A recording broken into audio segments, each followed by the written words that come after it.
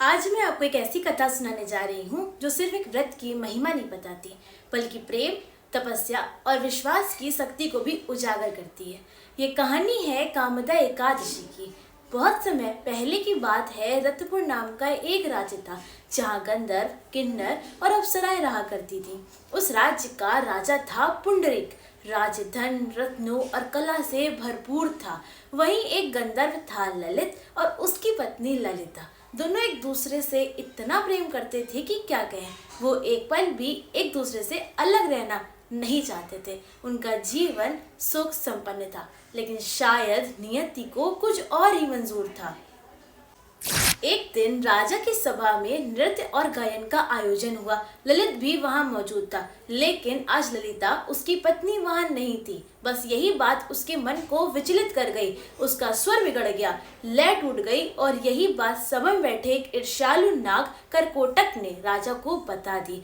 राजा पुंडरीक को यह जानकर बहुत क्रोध आया। उसने कहा, जब तुम राजा की सभा में भी अपनी स्त्री के मोह में डूबे रहे हो तो तुम्हारा क्या भरोसा। मैं तुम्हें श्राप देता हूँ, तुम नरभक्षी राक्षस बन जाओ। क्षण भर में ललित का सुंदर गंधर्व शरीर विकराल राक्षसी रूप में बदल गया। 8 मील लंबी भुजाएं, सूरज और चांद जैसे विशाल नेत्र, गुफा जैसा मुंह। ललित अब एक भयावह राक्षस बन चुका था। ललिता यह देखकर रो पड़ी। उसके प्रेम का साथी अब एक ऐसा रूप लेकर जंगलों में भटक रहा था जो सबको डरा दे।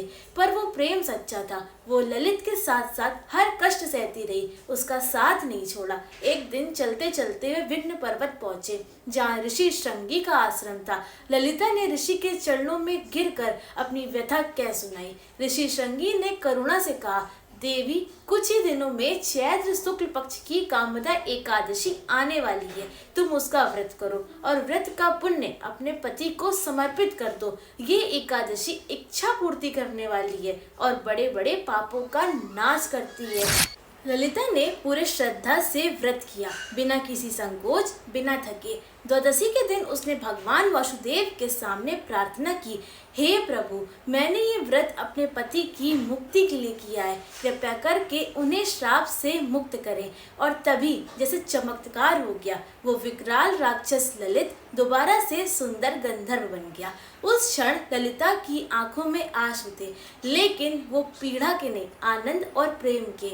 उनका जीवन फिर से प्रेम और शांति से भर गया। भगवान श्री कृष्ण ने युधिष्ठिर से कहा था, जो भी इस कथा का श्रवण करता है वह भी अपने पापों से मुक्त हो जाता है। सच ही है, जब प्रेम में श्रद्धा हो और श्रद्धा में विश्वास, तो असंभव भी संभव हो जाता है। तो इस कामदा एकादशी पर सिर्फ उपवास मत करिए, मन को प्रेम, भक्ति और विश्वास से भरिए, क्योंकि भगवान को व्रत से नहीं, भावना से प्रसन्नता होती है। अगर आपको ये कथा अच्छी लगी तो जरूर बताइए और दूसरों को भी सुनाइए। सनातन की ये कहानियाँ सिर्फ इतिहास नहीं, हमारे जीवन का रास्ता दिखाने वाली रोशनी है।